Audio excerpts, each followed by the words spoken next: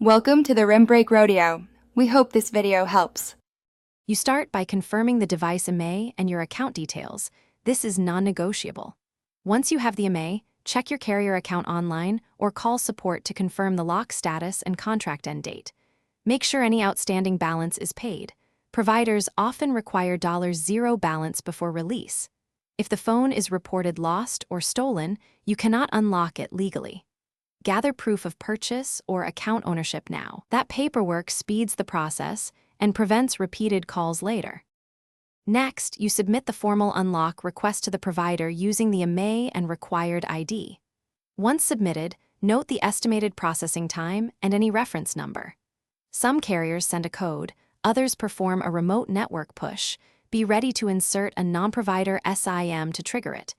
If you get a code, enter it carefully. Repeated wrong attempts can permanently block unlocking. If remote, make sure Wi-Fi is off and cellular data is active so the carrier server can complete the change. Finally, you verify success by inserting a different carrier's SIM, rebooting and confirming signal and call /data functionality.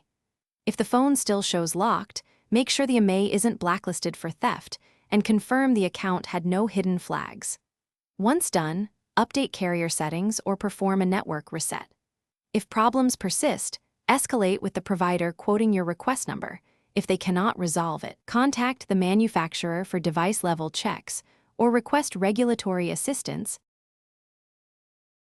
Thanks for watching. Consider subscribing if we helped you.